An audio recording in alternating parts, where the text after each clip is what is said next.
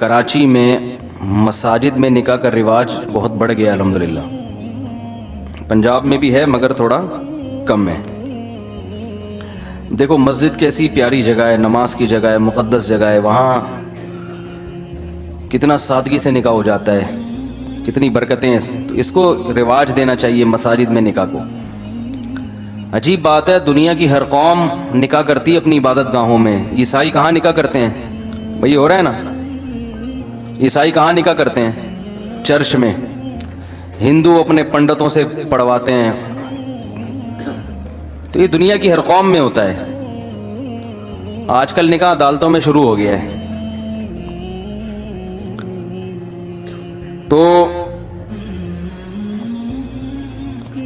جائز ناجائز کی بات نہیں ہے، جائز تو کہیں بھی ہے. کہیں بھی نبی صلی اللہ علیہ وسلم نے نکاح پڑھایا، کہیں بھی معاملہ طے ہو گیا تو وہیں بیٹھے بیٹھے نکاح پڑھا دیا. لیکن جب کوئی جگہ آپ نے سلیکٹ کرنی ہی ہے تو اس کے لیے سب سے بہتر جگہ کون سی ہے؟ مسجد ہے. تو اس کو رواج ڈالنا چاہیے. اس کی ایک برکت ہوتی ہے، ایک روحانیت ہوتی ہے. اس میں گناہوں کی طرف توجہ نہیں جاتی. بھئی کیا مسئلہ ہے؟ اچھا، دوسرا بار بار اس پر بات ہوتی رہتی ہے، نکاح کو آسان بناؤ، آسان بناؤ، آسان بناؤ، ٹینشن فری بناؤ نکاح کو. زنا کو مشکل ہونا چاہیے، نکاح کو آسان. تو اس نکاح کو آسان کیسے کیا جائے گا؟ جہیز ختم کرو. کیا خیال ہے بھائی؟ ابھی بیان پورا ہوا نا. جو اسلام پہ مکمل راضی ہو تو اسلام میں جہیز ہے. سارا خرچہ اللہ نے کس پہ ڈالا ہے؟ بولتے کیوں نہیں بھائی؟ لڑکے پہ ڈالا ہے. نان نفقہ لڑکا کرے گا، مہر لڑکا دے گا، اور اللہ بھلا کرے گھر کا سامان سارا کون لے کے دے گا؟ لڑکا دے گا. تو سارا وہ اسٹینڈرڈ بھی وہی ہونا چاہیے جو لڑکی والوں کا اسٹینڈرڈ ہے، اس حساب سے. تو سارے خرچے اللہ نے مرد کے کندھوں پہ ڈالے ہیں. اور اللہ نے قرآن میں مرد کی فضیلت اسی بیس پہ بیان کی ہے. الرجال قوامون علی النساء بما فضل اللہ بعضهم علی بعض وبما انفقوا من اموالهم. آپ لوگ نیچے بڑھے ہیں نا تو ثواب زیادہ ملے گا. پیچھے لوگ بےچارے کھڑے ہوئے ہیں وہ دیکھ رہے ہیں. تو الرجال قوامون علی النساء، اللہ تعالیٰ فرماتے ہیں کہ مرد کو ہم نے حاکم بنایا ہے. عورت غلام نہیں ہے، محکوم ہے. محکوم میں اور غلام میں فرق ہوتا ہے. دیکھو جو بھی وزیر اعظم ہے، جو بھی صدر ہے، وہ حاکم ہے. ہم کیا ہیں؟ محکوم ہے نا.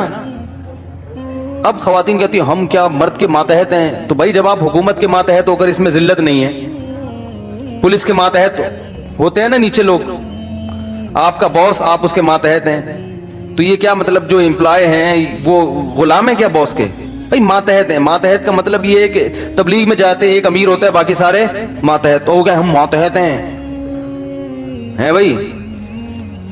تو ہم یہ تو توہین ہے. توہین کس بات کی ہو گئی؟ دنیا میں کوئی بھی نظام اس وقت تک نہیں چلتا جب تک ایک ذمہ دار اور ایک امیر نہیں ہوتا. تو گھر بھی ایک جگہ ہے نا جہاں لوگ ہوتے ہیں، تو اس میں بھی کسی کو سربراہ ہونا چاہیے کہ نہیں ہونا چاہیے؟ تو وہ سربراہ ہے اور عورت اور بچے اس کے ماتحت ہیں. تو ماتحت ہیں تو اللہ نے بیان کیا کہ مرد کو بھی ہم نے زوجہ پہ کیا بنایا ہے؟ حاکم بنایا. عورت ماتحت ہے. تو اب کیوں حاکم بنایا؟ اس کی دو وجہ اللہ نے بیان کی ہیں. ایک بما فضل اللہ بعضهم علی بعض، اللہ نے بعض کو بعض پر ویسے ہی فضیلت دی ہے. کچھ صلاحیتیں اللہ نے مرد کو عورت سے زیادہ دی ہیں اس بیس پر. وہ گاڈ گفٹڈ ہیں. وہ کیا ہیں؟ وہ خدا کی طرف سے.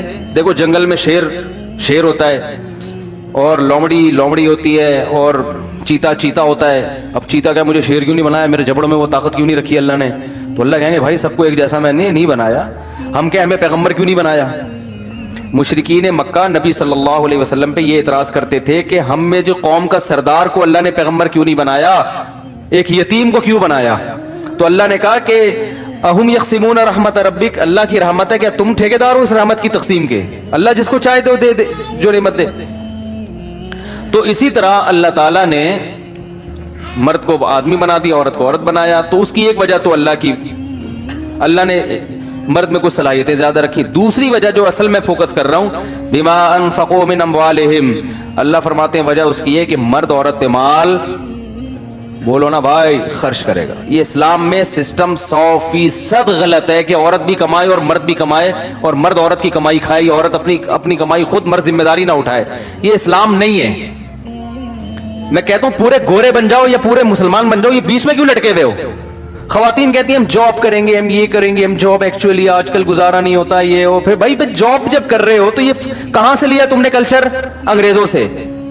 تو پھر انگریزوں کو پورا فالو کرو. پھر آپ کے میاں کا اگر کسی عورت سے آنکھ مٹکا چل رہا ہے تو آپ کو تکلیف نہیں ہونی چاہیے, کیونکہ انگریز میں عورتیں جب جاب کرتی ہے تو وہ شوہر بھی ان کا پھر پابند نہیں ہوتا, اس کی 10-20 گرل فرینڈ بھی ان کا کلچر اجازت دیتا ہے, قانون بھی اجازت دیتا ہے. میں سمجھا پا رہا ہوں اپنی بات؟ پورا فالو کرو نا. یہ کیا آدھا اپنے مطلب کا ادھر سے, اور جہاں ادھر مزہ آ رہا ہے وہ وہاں سے, اور جہاں ادھر مزہ آ رہا ہے. ارے کیا ہو گیا بھائی؟ پھر دوبارہ بیان شروع ہو گیا. یہ تو یہی ہو رہا ہے نا آج کل. بھائی اسلام نے اگر مرد پر ذمہ داریاں زیادہ رکھی ہیں کہ ساری زندگی تم نے کھلانا ہے اور ادھر ادھر آنکھ مٹکا کرنے کی بھی تمہیں اجازت نہیں ہے, تو پھر اللہ تعالیٰ نے اس کو کچھ حقوق بھی دے دیے نا, کہ اب یہ تمہارے ماں, یہ گھر سے نکلنے سے پہلے تم سے پوچھے گی تمہاری اجازت کے بغیر گھر کی 4 دیواری سے باہر نہیں نکل, تمہاری اجازت کے بغیر کسی کو گھر میں نہیں آنے دے سکتی, تمہاری پرمیشن کے بغیر فون پہ نہیں بات کر سکتی. یہ نہیں کہ اب 24 گھنٹے آپ سے پرمیشن لیتی رہے, لیٹر لکھ کے دے. مطلب یہ کہ اگر تم یہ سمجھتے ہو کہ فلاں جگہ اس کا بات کرنے سے مجھے تکلیف ہوتی ہے تو تم اس پہ روک سکتے ہو, کیونکہ ہر چیز کو غلط لے کے جاتے ہیں نا. ہر دفعہ فون کرنے سے پہلے پوچھے گی میں امی سے بات کر لوں, ابا سے بات کر لوں. یہ نہیں مطلب ہے.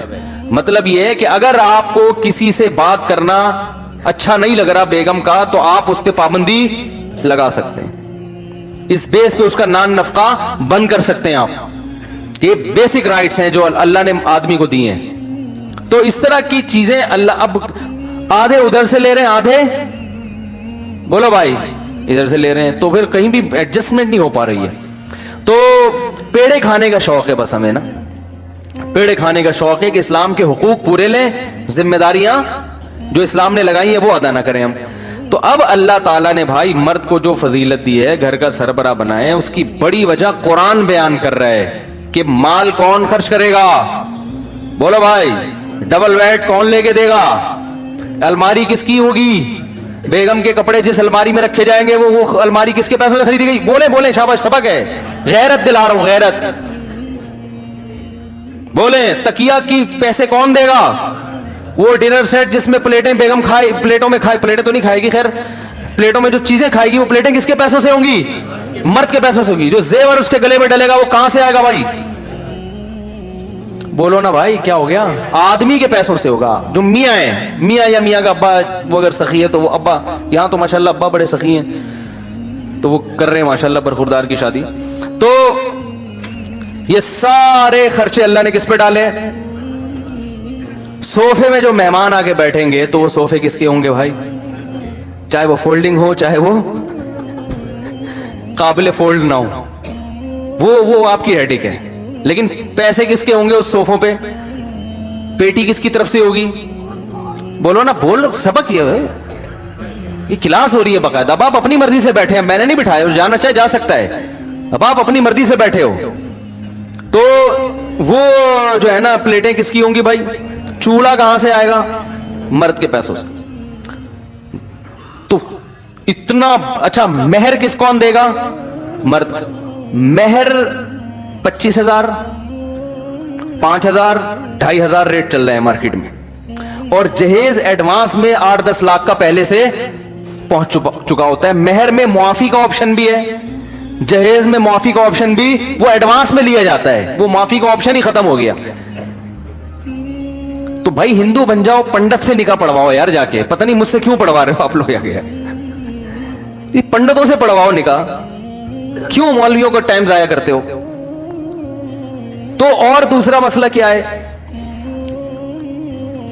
کہ کیا ایک بات بڑی خاندانی ذہن میں آئی تھی, نکل ہی گئی یار, کسی نے بددعا دی ہوگی ابھی وہ کہ یار ہمارے راز فاش کر رہا ہے یہ مولوی صاحب, بہت غلط کر رہا ہے. ہاں, نکاح کے موقع پہ کھانا پینا بھی ہوتا ہے, تو وہ کس کے ذمہ ہے؟ بارات کا تو لفظ ہی اسلام میں نہیں ہے. ڈکشنری میں, عربی ڈکشنری میں بارات کا لفظ کیونکہ ایک چیز ہی نہیں ہے تو وہ ڈکشنری میں آئی نہیں عربوں کے. کوئی تھا ہی نہیں نا یہ. عربی تو بڑی فصیح زبان ہے, ہر چیز کا لفظ ہوتا ہے, ہر چیز کے لیے الفاظ موجود ہیں, ایک ایک چیز کے 10-10 الفاظ ہیں. لیکن بارات کا لفظ عربی میں ہے ہی نہیں, نہ بارات کا کھانے کا لفظ ہے. ولیمہ ہے, ولیمہ یہ کون کرتا ہے بھائی؟ تو نہ بارات کا کھانا ہے اسلام میں, نہ جہیز ہے. وہ لڑکی والے آئے بھائی, وہ نکاح پڑھ کے چلے جائیں, اگلے دن لڑکا پہنچ جائے یا رات ہی کو لڑکا رخصتی کرے, اس کے بعد کھانا کھلا دے اپنے رشتہ داروں کو بھی اور دلہن کے رشتہ داروں کو بھی, بیٹا بیٹھو شاباش. تو یہ ساری چیزیں میں دیکھو یک طرفہ نہیں ہوتا یہ معاملہ. کہتے ہیں نا تالی دونوں ہاتھوں سے بجتی ہے. بعض دفعہ لڑکی والے جہیز نہیں دے رہے ہوتے, لڑکا اور اس کے ابا اس کو مجبور کر دیتے ہیں. بعض دفعہ یہ نہیں لے رہے ہوتے, وہ زبردستی دے دیتے ہیں کہ ہم لوگوں کو کیا منہ دکھائیں گے, قوم کو کیا منہ دکھائیں گے, بیٹی کو کیا دیا. تو یہ منہ دکھانے کے چکر میں پھر اتنی کمپٹیشن شروع ہو گیا ہے کہ ہم نے قوم کو کیا دکھانا ہے. یہ چند چیتھڑے دے کے بیٹی کو بھیج دیا ہے, محبت ہی نہیں ہے بیٹی سے. کیا دیا تم نے؟ ابھی تمہیں سارے بیانات سمجھ میں آئے تھے مولانا صاحب کے. ویسے نماز تو کبھی پڑھتے ہوئے دیکھا نہیں ہے, جہیز میں اسلام نظر آیا. یہ تانے ملتے ہیں نا. تو نتیجہ یہی نکلتا ہے کہ تھوڑا تھوڑا کرتے کرتے کرتے کرتے اب ظاہر ہے تھوڑا اس لیے دینا ہے کہ لوگوں کا منہ بند ہو, تو لوگوں کا منہ تھوڑے پہ بند نہیں ہوتا. مثال تو نامناسب سی ہے, چھوڑیں بھی, اتنی بھی نامناسب مثالیں دینا مناسب نہیں ہے. تو بہرحال آدھا لفظ تو نکل چکا تھا لیکن ریورس کیا میں نے. تو تھوڑے سے لوگوں کا منہ بند نہیں ہوتا, تھوڑے سے نہیں بند ہوتا. وہ پھر کمپٹیشن دیکھو نا. مجھے انڈیا میں ایک صاحب نے ویڈیو بھیجی, جہیز کا نا پورا تمبو لگا کے جہیز کی نمائش ہو رہی ہے, نمائش ہو رہی. انڈیا کے مسلمان بہت اچھے ہیں الحمدللہ, بہت سو سے, لیکن کچھ چیزیں ہندوؤں سے انہوں نے لی ہیں اور کچھ چیزیں ہم نے بھی ہندوؤں سے لی ہیں. تو جو ہندوؤں کو فالو کرتے ہیں وہ جیسے ہم کرتے ہیں تو وہاں بھی بہت سے لوگ فالو کرتے ہیں. تو انہوں نے مجھے ویڈیو بھیجی کہ وہ باقاعدہ نمائش ہو رہی ہے, پبلک کو لائن لگا کے لوگ دیکھ رہے ہیں کہ سیٹھ صاحب نے اپنی بیٹی کو کیا کیا دیا ہے. کیا جہالت ہے, کتنی جہالت ہے. یہ کوئی فخر کرنے کی چیز ہے؟ آپ نے اپنی بیٹی کو, کوئی آدمی مولوی صاحب کو گفٹ لا کے دیتا ہے, ویڈیو بنا رہا ہے اور اس کو نیٹ پہ اپلوڈ کر رہا ہے, میں نے مولوی صاحب کو اتنے پیسے دیے تھے. مولوی صاحب کو غصہ آئے گا نا, او بھائی تو اگر دے بھی دیے تھے تو دنیا میں کیوں ڈھنڈورا پیٹ رہا ہے بھائی؟ تو بیٹی کو یہ دے رہے ہو تو بیٹی کو بھی غصہ آنا, ابا میں آپ کی بیٹی, آپ نے مجھے دیا, تو پبلک کو کیوں بتا رہے ہیں؟ داماد کو بھی غصہ آنا چاہیے کہ بھائی اگر آپس میں ہمارا آپس کا معاملہ ہے, دے دیا, تو پبلک کو کیوں بتا. لیکن کسی کو بھی غصہ نہیں آتا, کیونکہ سب کو پتا ہے کہ جہیز دنیا کو دکھانے کے لیے دیا جا رہا ہے. تو جب دکھانے کے لیے تو دکھانا تو پڑے گا نا میرے بھائی. ہمارے حضرت فرمایا کرتے تھے کہ اگر بیٹی کو کے بارے میں ڈر ہو کہ سسرال میں جا کے پتہ نہیں کیا ہو جائے گا, کوئی تحفظ ہونا کہ کچھ مسائل نہ کھڑے ہو جائیں, تو چیک دے دیا کرو. 25 لاکھ کا چیک دے دیا, چپکے سے پکڑا دیا, بیٹا یہ تمہارا چیک ہے, اگر کوئی اللہ نہ کرے سسرال میں ہوا, کچھ مسئلہ ہوا, تو یہ بینک میں تمہارے اتنے پیسے پڑے ہوئے, یہ اتنا گولڈ چپکے سے داماد کو پتہ بھی نہ چلے. صحیح ہے نا؟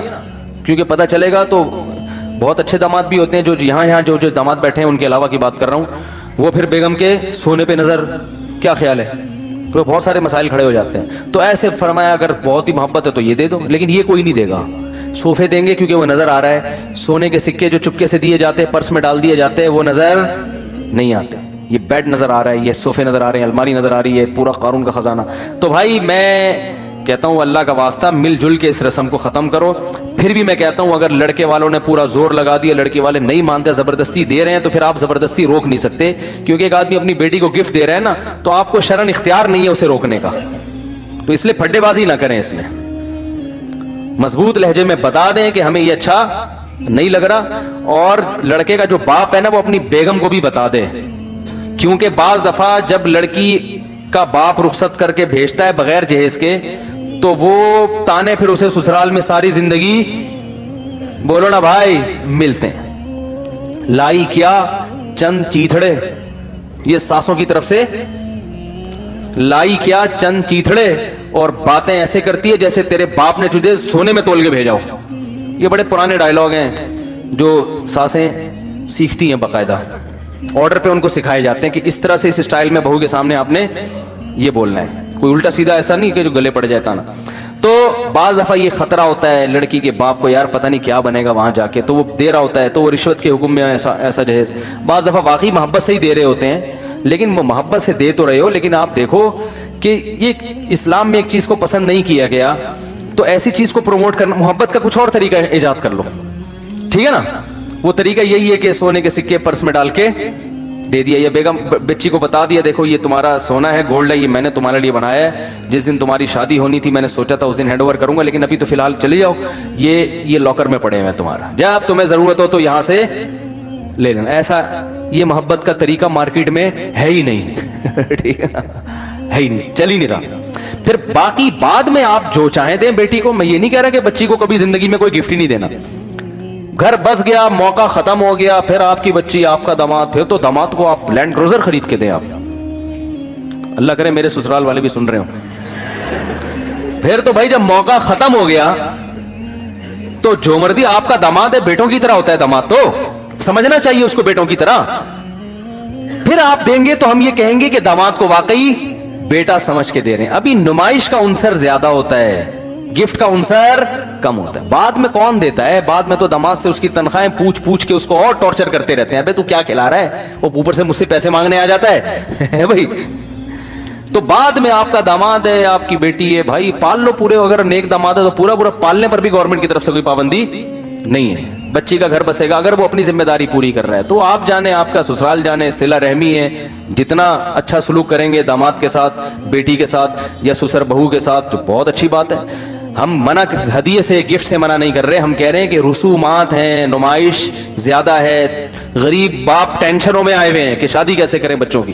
تو اس لیے سادگی اور خرچہ، بولو بھائی، کم سے کم خرچہ. حدیث میں آتا ہے اعظم النکاح برکتن ایسرھا مؤونہ، سب سے زیادہ برکت اس نکاح میں ہے جس میں خرچہ سب سے کم ہو. ہم کہتے ہیں جتنی دھوم دھڑکے سے ہوگی اتنا ہی مزہ ہوگا. نہ وہ وقتی مزہ ہے، وہی ہے جو چرس اور ہیروئن کا ہوتا ہے. جتنا سادگی سے ہوگی اتنا ہی اس نکاح میں لذت زیادہ، آسانی سے. حضرت شیخ الحدیث مولانا زکریا رحمہ اللہ تعالیٰ کی زوجہ کا انتقال ہو گیا تو وہ پھر مصروف اتنے تھے، وہ کہتے میں نکاح نہیں کروں گا. ان کی بہت زیادہ مصروف لائف تھی. انہوں نے کہا میں نہیں نکاح کرتا، کیونکہ سارا دن وہ کتابوں میں لگے رہتے تھے. تو ان کی غالباً چچا زاد بہن تھی، خالہ زاد بہن تھی. تو رشتہ داروں نے زور ڈالا بھائی نکاح کر دو حضرت شیخ الحدیث سے نا، کہ بھائی اب آپ کی کزن ہے، آپ نکاح کر لیں، بغیر نکاح کے زندگی گزار رہے ہیں. بہت اصرار کیا تو ایک دن انہوں نے جب بہت اصرار کیا انہوں نے کہا چلاؤ پھر ابھی پڑھاؤ نکاح. لوگوں نے کہا یہ کیا بھائی؟ کہہ رہے ہیں بھائی اگر کرنا ہے تو پھر ابھی کراؤ، میرے پاس فالتو ٹائم نہیں ہے، ابھی کراؤ نکاح. بس ٹھیک ہے، گھر بیچ دو، رخصتی ہو جائے گی، ٹھیک ہے، ہماری بیوی بن جائے گی، پھر ہم خرچہ اٹھائیں گے اور جو اس کی ذمہ داریاں پوری کریں گے. تو لوگ ایسے مانتے نہیں ہیں. لوگوں کہتے ہیں یہ کون سا ہو رہا ہے نکاح. تو کہتے ہیں بھائی یہ میرے پاس اتنے بکھیڑوں کا ٹائم، آج کل اصل میں فالتو ٹائم بہت زیادہ ہے. اتنا ٹائم ہے، شادی کی 6 مہینہ پہلے تیاریاں ہو رہی ہیں، تو وہ والے آ رہے ہیں تو یہ والے جا رہے ہیں، پھر وہ آ رہے ہیں تو پھر یہ والے جا رہے ہیں، تو پھر وہ بری کی رسم آ رہی ہے، پھر وہ والے آ رہے ہیں، پھر پھڈا ہو گیا تو ان کو منا رہے ہیں. پھر انہیں ایک بات ایسی کہتی تھی جو ان کو بری لگی تھی تو اس کا مطلب تلاش کیا جا رہا ہے ڈکشنری میں، پھر اس مطلب کا صحیح مطلب نکال کے پھر ان کو منایا جا رہا ہے، پھر ڈانٹا جا رہا ہے، پھر یہ ہو رہا ہے. وہ اس میں بسا اوقات منگنیاں ٹوٹ جاتی ہیں. پھر وہ بڑے ٹینشنیں، میں تو بھگت چکا ہوں یہ ساری ٹینشنیں. تو بھائی ٹینشن فری زندگی گزارو. شیخ الحدیث مولانا زکریا رحمۃ اللہ نے کہا بھائی اگر کرنی ہے تو ابھی نکاح پڑھاؤ ورنہ جاؤ یہاں سے، ٹائم نہیں ہمارے پاس یہ استخارے نکالنا اور پھر یہ کرنا اور وہ کرنی ہے. اپنی بچیوں کی شادی بھی ایسے کی انہوں نے. بیٹیاں جب جوان ہوئی تو کچھ نوجوان تھے جو ان کا خیال تھا کہ یہ میری بچی کے لیے مناسب ہیں، ان سے بات کی، وہ راضی ہو گئے. تو بڑے فخر سے راضی ہو، حضرت اس سے ہماری سعادت کیا ہو سکتی ہے کہ آپ سے کی بچیوں سے ہماری شادی ہو. تو ایسے ہی جب وہ راضی ہو گئے تو مجمع بیٹھے ہوئے تھے، اپنی بیٹیوں کا نکاح بیان کر رہے تھے. بیان کے آخر میں اپنی بیٹیوں کا نکاح بھی ان لڑکوں سے پڑھا دی. پھر انہوں نے اپنی آپ بیتی لکھی، اس پہ لوگوں نے تبصرے کیا کیے، اتنے نیگیٹو لوگوں نے تبصرے کیے. ایسے ہوتی ہے بچیوں کی شادیاں، ایسے ہی کچھ چند نوجوان نظر آئے پکڑا دی. تو بھائی وہ نوجوانوں کی تحقیق تو ان کو پہلے سے تھی کہ یہ اچھے ہیں. جب ہو گئی تحقیق بھائی صحیح ہے تو بس اب کیا الگ سے محفل اور مٹھائی کے ڈبے پارسل ہو رہے ہیں، وہ آ رہے ہیں تو وہ آ رہے ہیں. تو بھائی اب جب کرنا ہے تو بھائی ٹھیک ہے، ہماری بچی ہے، بچیاں تو گھر سے رخصت ہوتی ہیں، چلو بھائی یہ نکاح پڑھا دیا، اب تمہاری امانت ہے، جب چاہے لے جاؤ. اب یہ گھر بن رہا ہے نہیں بن رہا ہے تمہاری ہیڈیک ہے، یہ ہماری ہیڈیک بولو نا بھائی نہیں ہے. ابھی تمہاری ہیڈیک ہے، گھر میں جگہ ہے نہیں ہے، کمرہ وہ نا اوپر والا کمرہ بن رہا ہے फिर उसके ऊपर एक और बनेगा, वॉशरूम में टाइलें लगेंगी, फिर ये होगा, फिर वो होगा। अबे भाई तुम्हारी उम्रें कितनी हैं? जैसे जैसे उम्र बढ़ रही है ना, तो जहन में रखो कि कमजोर होते चले जा रहे हो। ये जहन में रखो, ये भूल जाते हैं लोग, कमजोर होते चले जा रहे हो। और जितनी उम्र ज्यादा होगी औलाद उतनी देर से पैदा होगी। देर से पैदा होने का मतलब आप दादा बनने से पहले फौत हो चुके होंगे। ये सब चीजें लोग सोच नहीं रहे होते। ना बच्चियों की शादियां देखनी नसीब होंगी, ना बेटों की शादियां। और बुढ़ापे में देखोगे अब्बा को टीबी है, मरने वाले हैं, शुगर बहुत हाई रहता है, जल्दी से शादी कराओ ताकि बच्ची की खुशी जिंदगी में देख लें। ये हो रहा है कि नहीं हो रहा? और भाई ऐसी उम्र में शादी क्यों की थी कि आपने टीबी के तक पहुंचे और बच्चियों को, बेटों की शादियों की खुशियां देख रहे हो? असल खुशियां तो जब ही शुरू होती है जब बेटे जवान होते हैं। उस खुशी के लिए जवान होना जरूरी है। खुशी महसूस जवान आदमी करता है, बूढ़े ज्यादा खुशी महसूस करने की ताकत उनमें नहीं होती। जवानी है जिसमें जिंदगी की रंगीनियां हैं। जवानी में बेटों को जवान करके बहुएं लेकर आओ, दामाद लेकर आओ जवानी में, लोगों को पता ना चले कि ये सुसर साहब है या इनके कोई भाई लगते हैं। ऐसा होना चाहिए इंसान को। तो ये सारे जवानी के खेल हैं भाई। बचपन नौ उम्री में शादी करो, औलाद हो, फिर आप, और ये सब जब ही होगा जब कम से कम खर्चे में शादी हो। ज्यादा खर्चा करोगे तो फिर जवानी में शादी, क्योंकि उसके लिए पैसा कमाना पड़ता है। अब्बा ताउन करते नहीं आजकल, कहते हैं भाई हमारे अब्बा ने नहीं किया था, मैं तेरे साथ ताउन क्यों करूं। फिर वो होते होते होते होते 40 साल की उम्र में जब कुरान कह रहे हत्ता इदा बलगा शुद्धहू, जब इंतहाई दर्जे की उम्र को पहुंच गया, अब रिवर्स होना शुरू हो रहा है। इस उम्र में जाके अब क्या कह रहे हैं, चलो अब मैं इस काबिल हुआ हूं कि बहरिया टाउन में 4-5 प्लॉट मैंने अल्हम्दुलिल्लाह खरीद लिए, एक शादी में उड़ा दो। और ये भी हर आदमी इस काबिल होता नहीं है। और फिर जाहिर है 40 साल में आपको मिलेगा भी 38 साल का, 37 साल, 36.5 इससे पीछे तो मुश्किल है। तो फिर वो जाहिर है वो भी इतनी दुनिया देख चुकी होती है कि वो भी इतना कॉन्फिडेंस कि वो मातहती कबूल करने के लिए तैयार नहीं होती। उसने इतनी दुनिया देखी है, इतना कॉन्फिडेंस कि उसका एक अपना लाइफ स्टाइल होता है जिसमें वो बड़ी मिशोर हो चुकी होती है। वो सास को सास मानने के लिए तैयार, वो एक माहौल में ढल चुकी होती है। आप अपने हिसाब से नहीं डाल सकते। तो ये बड़े मसाइल हैं जिसकी वजह से तलाकों के रेशो बढ़ रहे हैं। तो करो 40 साल में नहीं की तो अभी कर लें, बोले कोई मसला नहीं है इतना, लेकिन बहरहाल आसान बनाओ मेरे भाई। क्या बनाओ निकाह को? हल्का फुल्का आसान। हाँ, वलीमे में अल्लाह ने आपको गुंजाइश ज्यादा दी है तो अपनी गुंजाइश के हिसाब से पब्लिक को खाना खिलाओ। बाज मालदार साहबा उनके 3-3 दिन लंगर चला करते थे वलीमों के। मुगीरा इब्न शोबा रजी अल्लाह अन्हु बड़े मालदार थे, जब निकाह करते ना तो लंगर खोल देते लोगों के लिए, खोले आम 3 दिन तक खुला लंगर चलेगा, जिसने खाना आके खाए, बड़ा दस्तरखान लगाते थे। तो ये जो कहते हैं ना वलीमा सादा होना चाहिए, ये तो ठीक है कि ये धूम धड़का नहीं होना चाहिए, लेकिन वलीमे में अल्लाह ने अगर जितनी गुंजाइश दी है तो उस हिसाब से खाना खिलाना ये कोई बुरा अमल नहीं है। हर आदमी का इसराफ अलग डेफिनेशन है। इसराफ की डेफिनेशन ये कि अपनी चादर से ज्यादा पांव ना फैलाओ। तो हाँ, अगर चादर है तो जितनी चादर है उस हिसाब से पांव फैलाओ, तो वो कर सकते हैं। अल्लाह ताला अमल की तौफीक।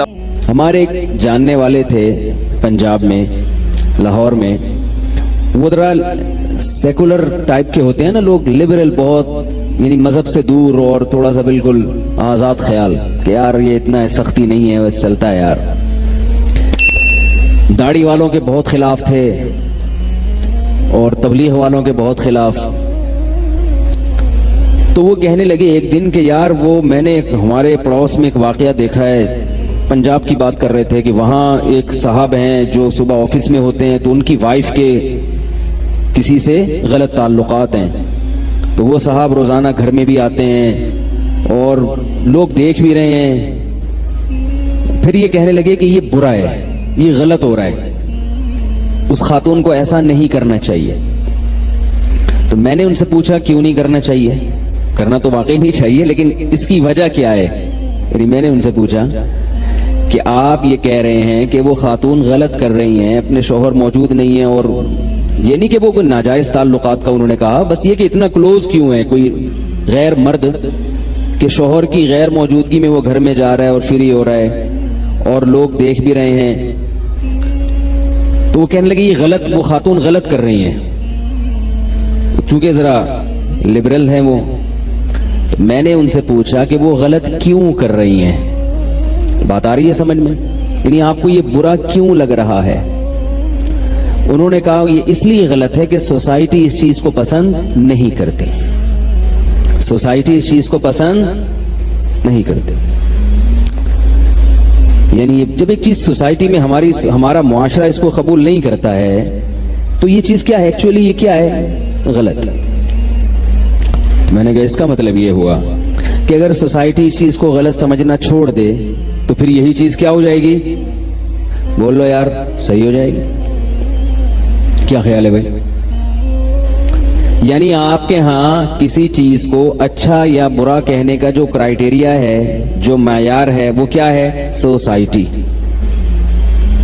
گوروں کے ہاں اتنا زیادہ شاید برا نہیں سمجھا جاتا ہوگا، تو ان کے ہاں تھوڑا، اور بعض کلچر ایسے شاید ہوں، مجھے نہیں پتا، کہ وہ بالکل ہی برا نہ سمجھتے ہوں۔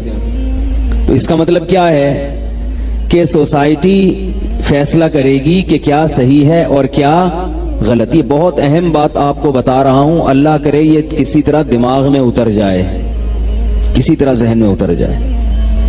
انسان بن کے زندگی گزارنا، اس کے لیے بہت سارے کانسیپٹ کلیئر ہونا ضروری ہے، ورنہ آپ انسان نہیں بن سکتے۔ آپ کو معاشرہ گمراہ کر دے گا، معاشرہ آپ کو تباہی بربادی کی طرف لے جائے گا، جو کہ جا رہا ہے اور آپ کو پتہ بھی نہیں چل رہا۔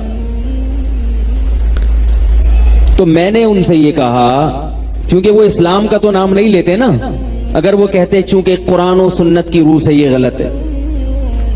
مولوی صاحب سے میں نے جمعے میں سنا تھا کہ جب کوئی کسی کی بیوی ہو تو اسے چاہیے کہ شوہر کے علاوہ کسی سے اس قسم کے تعلقات نہ رکھے۔ اگر وہ یہ کہتے تو مولوی صاحب کو گویا وہ اہمیت دے رہے ہیں، کیونکہ ایسی باتیں تو زیادہ تر مولانا لوگ ہی بتا رہے ہوتے ہیں۔ کیا خیال ہے؟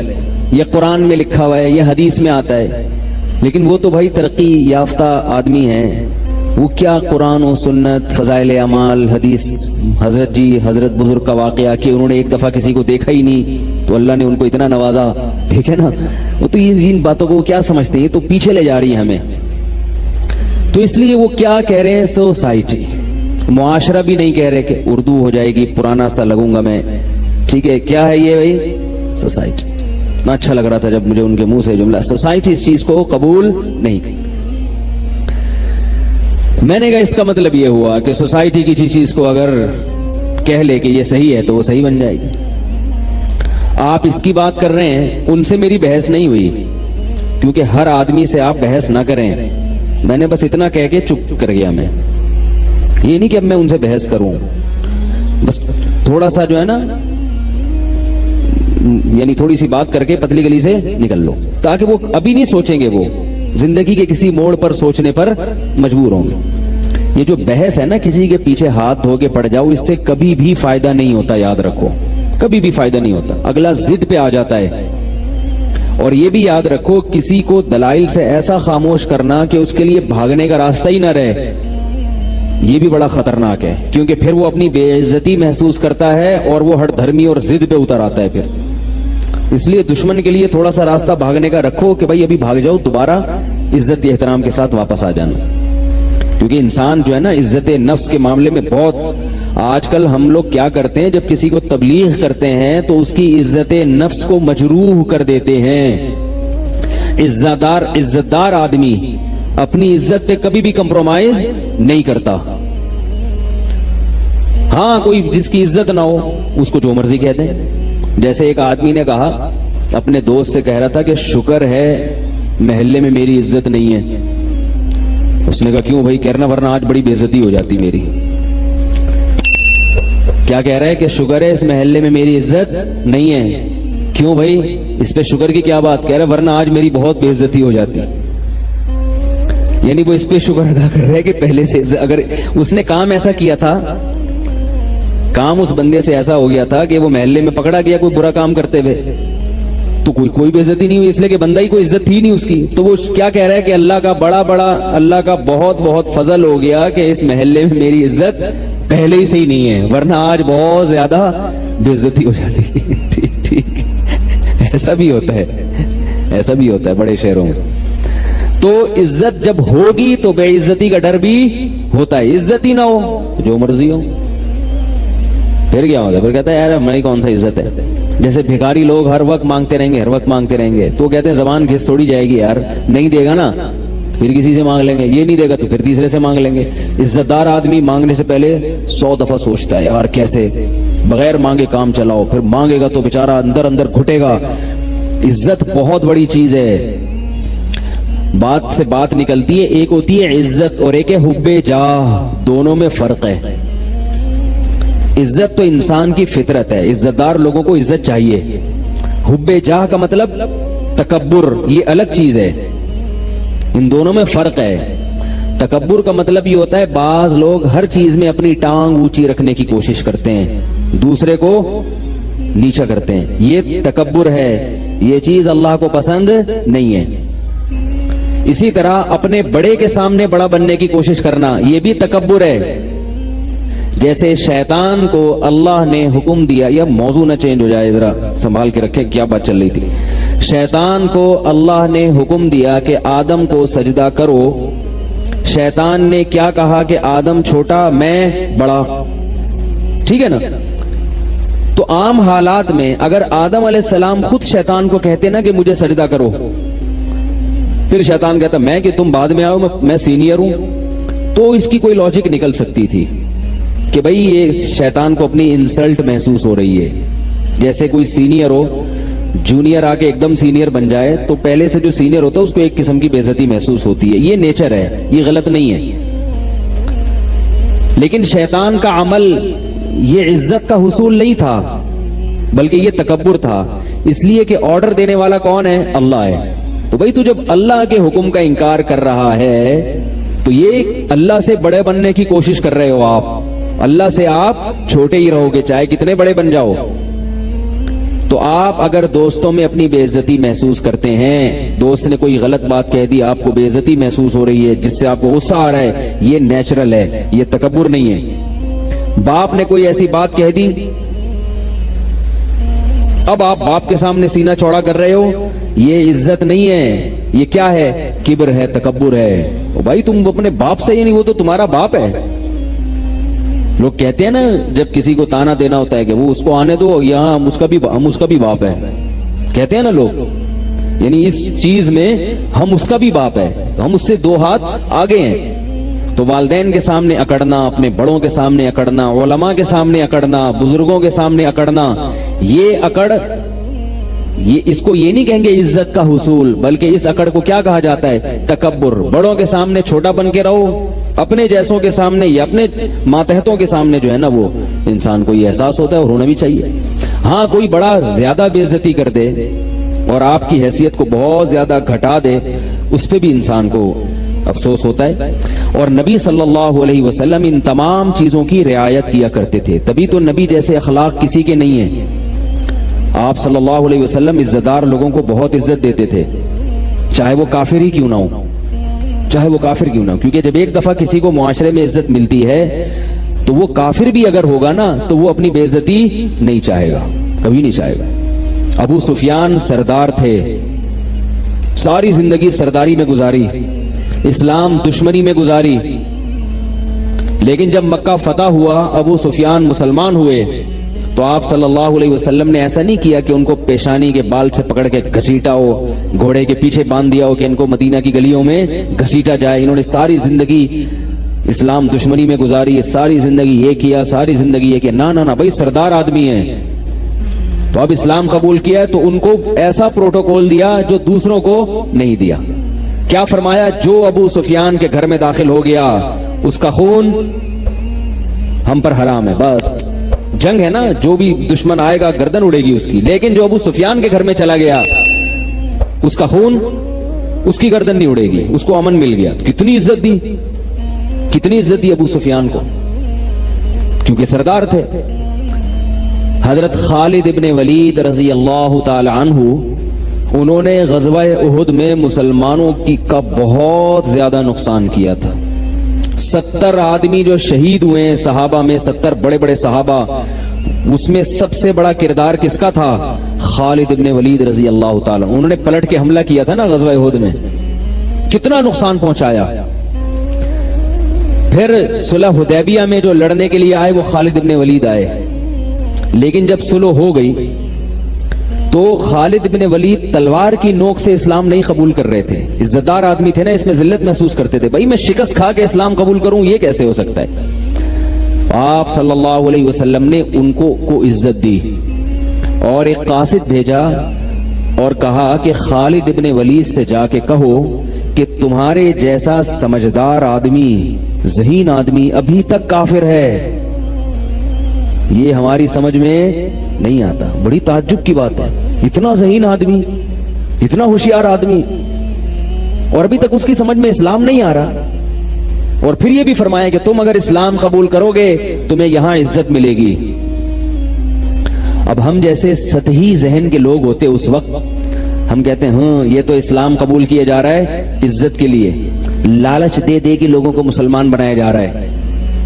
آج کوئی مولوی اگر ایسا کر دے کہ بھئی فلاں قادیانی کے پاس تحفے بھیج دے, کسی سردار کے پاس یا کسی اور کافر کے پاس, ایک تو وہ قادیانی ہے جس میں لچک ہی نہیں ہے, ایک وہ ہے جو حق کی تلاش میں ہے, تو ایسے آدمی کو ہدیہ دینا, اس کی دعوت کرنا, اس کو عزت دینا تاکہ وہ اسلام کے قریب آ جائے. یہ نہیں کہ اس کو آپ ایسا اس سے بدتمیزی سے بات کریں. وہ میں اکثر واقعہ سناتا ہوں, قادیانی کے پاس قادیانی تھے, وہ بات کرنا چاہتے تھے, چاہنا اس کی علامت ہے کہ وہ یعنی وہ چاہ رہے ہیں کہ ہمیں سیدھا راستہ ملے. تو ایک گاؤں سے کوئی مناظر چلے گئے, ہمارے استاذ نے واقعہ سنایا. وہ قادیانی کے بیٹے لے کر آئے کہ آپ ہم سے بھی بات کریں, ہمارے والد سے بھی بات کریں, اگر کچھ بات ہوئی تو ہم لے آئیں گے, اسلام قبول کر لیں گے.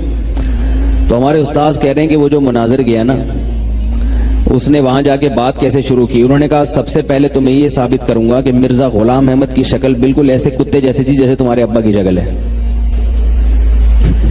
یہ سٹائل ہے اسلام کی تبلیغ. یعنی ان کا خیال یہ تھا کہ چونکہ یہ قادیانی ہیں, دائرہ اسلام سے خارج ہیں, تو ان کی پہلے ہم شکل پہ بات کریں گے کہ یہ کس سے ملتی جلتی ہے.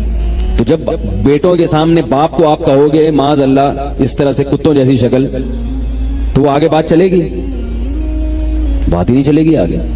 تو جو اسلام دشمن ہیں, جو چاہتے ہی نہیں, ان کا معاملہ الگ ہے, اور جو تحقیق کرنا چاہتے ہیں ان کا معاملہ الگ ہے.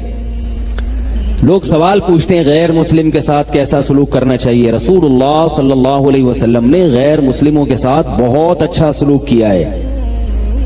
قرآن نے جو کہا ہے نا کہ ان پر شدت کرو, وہ میدان جنگ میں لڑنے والا ہے. جنگ کے اصول کچھ اور ہیں, امن کے اصول کچھ اور ہیں.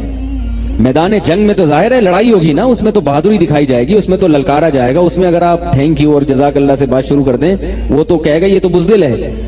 جنگ کے میدان میں تو سینہ اکڑا جاتا ہے اور کہا کوئی ہے کسی میں دم ہے تو آئے. اس میں تو جو ہے نا وہ حملے کیے جاتے ہیں اور بم پھینکے جاتے ہیں اور میزائل پھینکے جاتے ہیں. تو جنگ کے اصول کچھ اور ہیں. تو وہ جو بعض لوگ جو جنگ کی باتیں ہیں وہ کہاں فٹ کر دیتے ہیں؟ امن کے حالات. امن میں ایسا نہیں ہے. رسول اللہ صلی اللہ علیہ وسلم دوسرے ملکوں کے بادشاہوں کے ساتھ آپ صلی اللہ علیہ وسلم کا کیا سلوک تھا. صحابہ کرام ہدایہ بھی بھیجا کرتے تھے, اور خاص طور پہ غیر مسلم سرداروں کو آپ صلی اللہ علیہ وسلم نے الگ سے تحفے دیے ہیں, کیونکہ سردار آدمی اپنی عزت چاہتا ہے. یہ میں اتنی لمبی تقریریں کیوں کر رہا ہوں؟ یہ سمجھانے کے لیے کہ عزت دوسرے کو بھی دینی چاہیے اور اپنی بھی عزت کی حفاظت کرنی چاہیے. اپنی بھی عزت کی حفاظت, ایسا کام نہیں کرنا چاہیے جس سے آپ کی عزت کا جنازہ نکل جائے. ہر ایک کو فری کرا لیتے ہیں, وہ چرسی ہیروئن چی وہ آپ کے سر پہ مسلط ہو گیا پھر.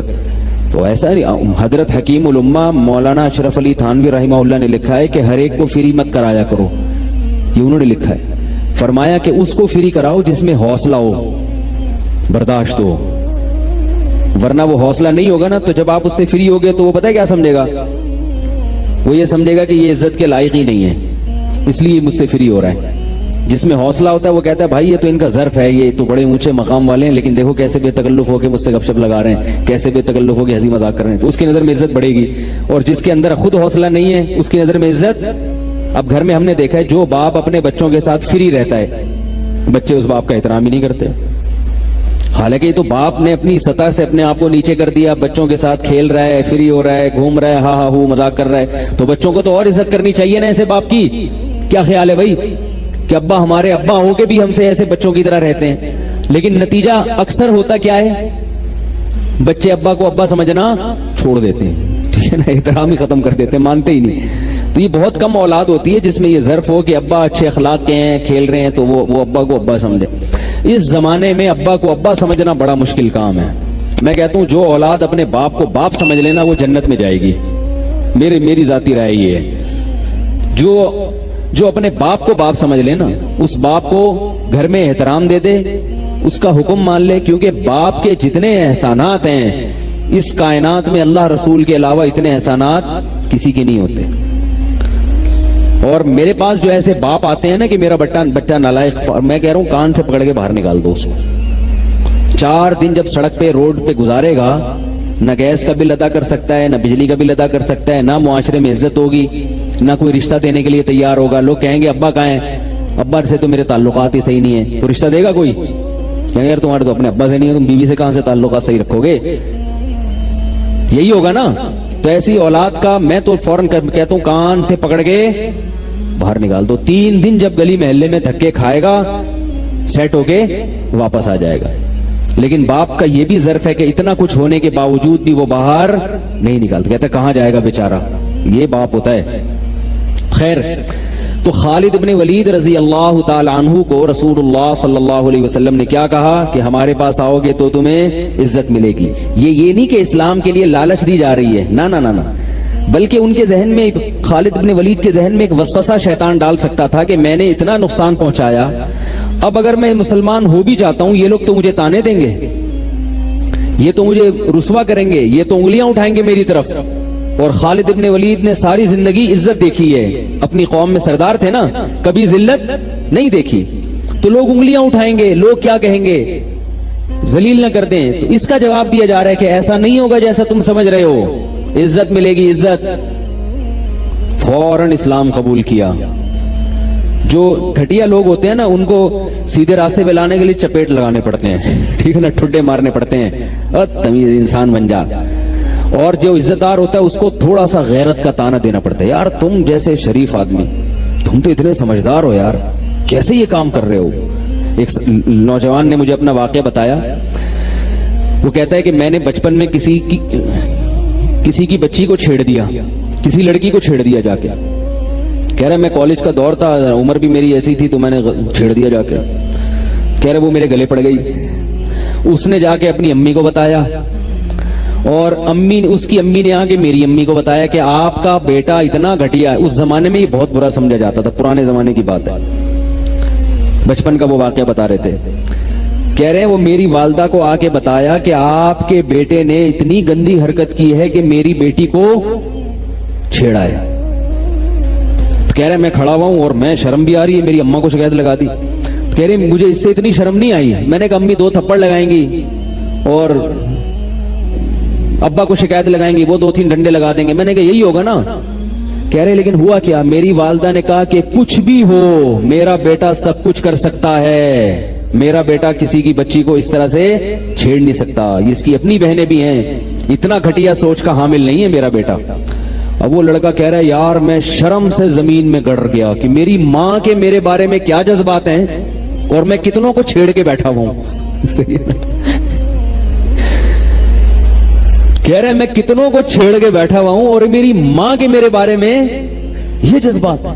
کہہ رہے بار بار میری ماں کہہ رہی ہیں اس خاتون کا نام لے کے، وہ جو بھی بہن ہوں گی پڑوسی ہوں گی، کیونکہ پڑوسیوں کو ہی چھیڑا جاتا ہے نا، مجھے نہیں پتا کہ پڑوسی ہوں گی وہ، تو وہ کہہ رہی ہیں اس پڑوسن کا نام لے کے کہ بہن تم جو کچھ بھی کہہ دو، میرے بچے پہ الزام لگا لو، اس نے فلاں کو مار دیا، اس نے فلاں سے اسکول سے چھٹی کر لی، یا یوں کر لیا، یہ کر لیا، لیکن میرا بیٹا کسی کی بیٹی کو، بہو بیٹی کو چھیڑ نہیں سکتا، کیونکہ ہم عزت دار گھرانے کے لوگ ہیں اور عزت دار گھرانے والے ایسے کام نہیں کرتے۔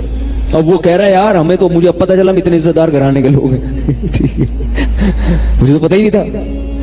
کہہ رہا ہے میں اس جملے سے نا والدہ کے شرم سے زمین میں گڑا جا رہا ہوں اور دل میں توبہ کر رہا ہوں، اے اللہ آئندہ یہ میری والدہ کو ایسی کمپلین بولو بھائی نہیں ہوگی، بس اس دفعہ جو چھپا لے، میرے جرم کو چھپا لے، پردہ ڈال دے، آئندہ نہیں ہوگا، آئندہ میں ایسا نہیں کروں گا کہ میری ماں جو میرے بارے میں یہ جذبات۔ تو دیکھو اس لڑکے میں تھوڑا سا وہ عزت کا تھا نا. اگر وہ لڑکا عزت دار خاندان کا نہیں ہوتا پھر پتہ کیا کہتا ہے, کہہ رہے اماں کو تو پتہ ہی نہیں, اب مزید 15-20 کو چھیڑ لو, میری اماں تو یقین کریں گی نہیں. کیا خیال ہے یار, کیا ہو گیا آپ کے سمجھ میں کیوں نہیں آ رہا؟ وہ یہ سوچے گا نا کہ بھائی میری اماں تو میرے بارے میں یقین ہی نہیں کر رہی, تو وہ تو اسی کو ڈانٹ کے بھیج رہی ہیں, یہ تو اتنا اچھا نظریہ ہے, تو اب تو شکایتیں وہ تو اور 2-4 کو چھیڑ لو, کوئی مسئلہ ہی نہیں. تو یہ فرق ہوتا ہے کہ جو نالائق ہوتا ہے نا, جو عزت دار نہیں ہوتا, اس کی چترول لگانے پڑتے ہیں, اس کو ڈنڈے لگانے پڑتے ہیں, اس کو ٹھڈے مارنے پڑتے ہیں, پھر جا کے وہ تھوڑا سیٹ ہوتا ہے. اور جو عزت دار ہوتا ہے اس کے لیے ایک تانا بہت بڑا ہوتا ہے. فقہا نے لکھا ہے تعزیر کے اصول میں, تعزیر ہوتی ہے نا, تعزیر سزا, ایک تو ہے حدود, زانی کی کو 100 کوڑے لگیں گے, وہ تو قرآن نے بیان کیے, اس میں تو کوئی فرق نہیں ہے, سب کے ساتھ ایک جیسا سلوک ہوگا, عزت دار ہو یا کم درجے کا آدمی ہو, وہ سزا جو قرآن نے بیان کر دی وہ سب پہ لگے گی. رجم سب پہ, ہاتھ کاٹنا سب پہ, حد قذف سب پہ, شراب کی سزا 80 کوڑے سب پہ, اس میں کوئی شریعت میں فرق نہیں. لیکن کچھ سزائیں ایسی ہیں جو قاضی اور جج کی ثوابدید پر ہوتی ہیں. وہ دیکھتا ہے بھائی اس نے اتنی نوعیت کا جرم کیا ہے تو اس کو اتنی سزا ملنی چاہیے, سمجھ رہے ہیں؟ اس میں شریعت نے کچھ نہیں بیان کیا, بس یہ بتایا کہ بھائی جرم کی نوعیت یہ ہے تو قاضی اور جج کی ثوابدید پر. تو اس میں فقہا بیان کرتے ہیں کہ اس میں عین ممکن ہے ایک جرم پہ قاضی کسی کو 20 کوڑوں کی سزا دے, اور یہ بھی ممکن ہے کہ وہی جرم کسی دوسرے سے ہو تو اسے صرف برا بلا کہہ دے. انہوں نے فرمایا اس لیے کہ بعض لوگ ایسے ہوتے ہیں کہ وہ جج کے منہ سے اپنے خلاف سننا ان کے لیے 20 کوڑوں سے بھی زیادہ بھاری ہوتے ہیں. وہ تو فقہا نے لکھے کہ جو عزت دار آدمی ہوگا نا, جج اس کو برا بلا کہہ کے عدالت میں سب کے سامنے کہہ دے کہ تم نے غلط کیا ہے, یہ بھی اس کے لیے بہت بڑی سزا. اس کو 20 کوڑے ماریں گے, ظلم ہو جائے گا اس پر. اور جس کو دوسرا آدمی جس کو جو روزانہ کوڑے کھاتا رہتا ہے, وہ معاشرے میں مشہور ہے, بھائی ادھر بیٹھا ہوا ہے, کبھی گٹر کے ڈھکن پہ بیٹھا ہوا ہے, کبھی وہاں سے گٹکے کی پی کے پھینک رہا ہے, دیواریں کالی کر رہا ہے, اس کو 20 کوڑے مار دیے تو وہ کہہ رہا ہے یار یہ تو خارش ہوئی ہے تھوڑی سی ہمیں, صحیح ہے نا, کیا ہو گیا, کوڑے کھا کے ہی مضبوط ہوں گے. ایسے بھی لوگ ہوتے ہیں نا, اگلی دفعہ آئیں گے تو 40 کھائیں گے, وہ اس طرح کے. تو اس میں بھی فقہا نے فرق بیان کیا ہے کہ ایک ہی سزا ایک آدمی کو کم دی جائے گی اور عزت دار آدمی کو, ایک آدمی کو زیادہ دی جائے گی اور عزت دار آدمی کو کم دی جائے گی. میں بار بار کیوں بتا رہا ہوں کہ دیکھو عزت دار لوگوں کی عزت کو مت اچھالا کرو. اگر ان سے کوئی برائی ہوتی ہے, کوئی جرم دیکھو تو اس پہ پردہ ڈالو, کیونکہ ایک عام آدمی کا جرم اگر لوگوں کے سامنے ظاہر ہوتا ہے اس کی اتنی بے عزتی نہیں ہوتی. عزت دار آدمی کا تھوڑا سا جرم لوگوں کے سامنے آ گیا, وہ بیچارہ زمین میں گڑ جاتا ہے, تو اس کو اس کے جرم کی اتنی بڑی سزا کیوں دے رہے ہو, اتنی بڑی سزا کیوں دے رہے ہو. اس کا حل یہ کہ اس کو الگ سے جا کے تنبیہ کر دو, الگ سے محبت سے سمجھا دو اس کو کہ بھئی یہ برائی ہے, یہ آپ چھوڑ دیں. تو ہم کیا کرتے ہیں کہ ہر ایک کو ایک ہی لاٹھی سے ہانک رہے ہوتے ہیں. اسی طرح یاد رکھو, بات تو تھوڑی سی عجیب سی ہے لیکن جب ہے تو میں کروں گا اس کو, کہ بعض جب نکاح کر کے لاتے ہیں نا عورت کو گھر میں, تو یہ نہیں دیکھتے کہ یہ عزت دار خاندان سے ہے, یا وہ اپنی پرمپرا جو ہے نا اس پہ ٹھونسنا شروع کر دیتے ہیں. بعض عورتوں کے فون آتے ہیں, انہوں نے کبھی زندگی میں گالی سنی نہیں ہوتی, جب وہ شوہر کے منہ سے موٹی موٹی گالیاں سنتی ہیں ان کو بہت بے عزتی محسوس ہوتی ہے. انہوں نے اپنے خاندان میں کبھی گالی کا لفظ سنا نہیں ہوتا, اور شوہر کے لیے گالیاں دینا نارمل ہوتا ہے. وہ پیدا ایسے خاندان میں بات بات پہ گالی, بات بات پہ گالی نکال, تو وہ اپنے خاندان کے حساب سے چلا رہا ہوتا ہے, لیکن ان کے لیے کیا ہوتی ہے, یہ بہت بڑی. اور بعض خواتین ایسے خاندان کی ہوتی ہیں, ان کو گالی نہ دو تو وہ سمجھتی ہیں بزدل ہے, یہ ڈرتا ہے مجھ سے. سمجھ میں آ رہی ہے نا, وہ اتنا پٹی ہوتی ہیں, اتنی گالیاں سنی ہوتی ہیں, اگر شوہر تمیز سے بات کرے وہ کیا کہ وہ سمجھتی ہیں کہ کیا ہے, پاگل آدمی ہے, تو اس کو تو تمیز سے بات کرنے نہیں آتی. رسول اللہ صلی اللہ علیہ وسلم کے بارے میں حدیث میں آتا ہے, ما کان النبی صلی اللہ علیہ وسلم فاحشا ولا متفحشا, آپ نہ تو فاحش تھے یعنی زبان آپ کی خراب تھی, اور نہ متفحش بتکلف یعنی آپ کی طبیعت میں بھی فحاشی نہیں تھی, اور نہ زبان خراب تھی. نبی صلی اللہ علیہ وسلم کی سیرت میں ہم دیکھیں ایسے زبردست آپ کے اخلاق تھے. میں صرف ایک چھوٹا سا واقعہ حضرت حسین کا سناؤں گا, حضرت حسن کا سناؤں گا. حضرت حسن کے بارے میں محمد ابن اسحاق ایک راوی ہیں، وہ کہتے ہیں میں نے حضرت حسن کے ساتھ بہت وقت گزارا، سب سے سخت ترین جملہ جو ان کی زبان سے میں نے سنا، یعنی جھگڑا بھی ہوتا تھا نا، گالی نہیں نکلتی تھی، کہہ رہے ہیں ان کی زبان سے میں نے جھگڑے کے دوران جو سب سے سخت ترین جملہ سنا وہ یہ ہے کہ میں ایک آدمی ان سے پیسے مانگ رہا تھا، تو انہوں نے غصے میں کہا کہ میرے پاس تمہارے لیے کچھ بھی نہیں ہے سوائے اس کے کہ تمہاری ناک خاک آلودہ ہو جائے، بس یہ سب سے بڑی گالی تھی جو انہوں نے زندگی میں دی ہے، یعنی تمہاری ناک کیا ہو جائے، خاک آلودہ ہو جائے، اتنی ایسا تحمل تھا۔ تو ہم لوگ ذرا سی بات نہیں ہوتی ایسی گالیاں نکالنا شروع کرتے ہیں۔ تو کہاں سے بات چل رہی تھی یار، وہ موضوع میں جو لے کے چل رہا تھا، خالد ابن ولید رضی اللہ تعالیٰ عنہ نے اسلام قبول کیا، پھر جب اسلام قبول کیا تو اب آپ دیکھیں انہوں نے ساری قربانیوں کا رخ غیر مسلموں کے خلاف پھیر دیا، اسلام دشمنوں کے خلاف کیسی قربانیاں دی، ساری زندگی لڑتے رہے، اور پھر جب حضرت عمر کا دور حکومت آیا تو حضرت عمر نے ان کو معزول کر دیا، کوئی بھی اپنی بے عزتی محسوس نہیں کی، انہوں نے یہ نہیں کہا کہ مجھے تو نبی نے کمانڈر بنایا تھا، مجھے تو ابو بکر نے کمانڈر بنایا تھا اور میرے ہاتھ پہ اتنی بڑی بڑی فتوحات ہیں، عمر کون ہوتے ہیں مجھے معزول کرنے والے۔ اگر یہ کہہ دیتے تو یہ کیا ہوتا، تکبر۔ میں کہہ رہا تھا نا عزت کی تلاش الگ چیز ہے، تکبر الگ۔ حضرت خالد بھی چاہتے تھے مجھے عزت ملے، چاہتے تھے نا، عزت دار آدمی تھے، بے عزتی نہیں چاہتے تھے اپنی، عزت مل گئی اسلام میں۔ لیکن حضرت عمر کہہ رہے ہیں آپ معزول ہیں، اب اگر کہتے نہیں میں امیر بنوں گا تو یہ عزت کا حصول نہ ہوتا بلکہ یہ کیا ہوتا، تکبر، اس لیے کہ آپ سے بھی بڑے ہیں عمر، وہ امیر المومنین ہیں، آپ ان کے آرڈر کو ٹھکرا رہے ہو۔ صرف یہ بھی نہیں کہ فوراً معزول ہو گئے، ہم ہوتے تو کتنے دلائل دیتے، مجھے تو نبی نے بنایا ہے، مجھے تو نبی نے سیف اللہ کہا ہے، مجھے تو ابو بکر نے بنایا، آپ کون ہوتے ہیں معزول کرنے والے؟ نا نا نا نا، فوراً معزول ہو گئے۔ لوگوں نے کہا کہ آپ تو امیر تھے، آپ تو خود نبی نے بنایا، فرمایا کوئی بات نہیں، پہلے کمانڈر بن کے لڑتا تھا اللہ کی راہ میں، اب سپاہی بن کے لڑوں گا۔ سپاہی بن کے لڑنے کا اپنا مزہ ہے، ذرا بھی تو یعنی دل تنگ نہیں ہوا، ذرا بھی اپنی بے عزتی محسوس نہیں کی۔ تو یہ ہے عزت کا حصول اور تکبر، ان دونوں میں فرق ہوتا ہے۔ ہم بعض دفعہ تکبر ہوتا ہے ہمارے اندر، ہم سمجھ رہے ہوتے ہیں کہ میں اپنی بے عزتی برداشت نہیں کرتا، تو بے عزتی نہیں ہوتی، آپ کو شیطان کی طرح بڑا بننے کا ہر جگہ شوق ہوتا ہے۔ اسی طرح یہ بھی یاد رکھو کہ بات سے بات نکلتی ہے، جو بڑوں کے سامنے ضرورت سے زیادہ بولنا یہ بھی تکبر ہے۔ جب بڑے حضرات بیٹھے ہیں، ہمارے ہاں اصول یہ ہے کہ ہمارے جب اساتذہ بیٹھے ہوتے ہیں، کوئی مسئلہ ہم سے پوچھتا ہے تو ہم نہیں جواب نہیں دیتے، بھئی یہ بڑے بیٹھے ہیں ان سے پوچھو، ہم ایسے بن جاتے ہیں جیسے کیا ہوں، جاہل، آتا ہی نہیں کچھ ہمیں، ایسے بن جاتے ہیں جاہل جیسے، جب تک وہ خود آرڈر نہیں دیں گے نہیں ہوتا بھائی۔ تو یہ چیز ہم نے الحمدللہ مدرسوں میں تو دیکھی ہے، باہر کی دنیا میں باہر کی دنیا میں ایسا نظر آتا ہے ہر آدمی فنٹر بنا ہوا ہے، کہتا ہے جتنا مجھے آتا ہے اتنا کسی کو بھی نہیں آتا۔ تو خیر بات یہ چل رہی تھی کہ میں یہ عرض کر رہا تھا کہ ہر قوم کا نا اچھے اور برے کا معیار الگ ہوتا ہے، ہر قوم میں کسی قوم میں ایک چیز اچھی سمجھی جاتی ہے۔ تو وہ سوسائٹی کا واقعہ سنا رہا تھا کہ وہ کیا کہنے لگے کہ یہ جو خاتون ہیں ان کے جو فلاں سے تعلقات ہیں، سوسائٹی اس کو برا سمجھتی ہے، سوسائٹی سے کیا سمجھتی ہے، غلط۔ تو میں نے کہا اس کا مطلب سوسائٹی اگر اسے اچھا سمجھنا شروع کر دے تو پھر یہ اچھا ہو جائے گا۔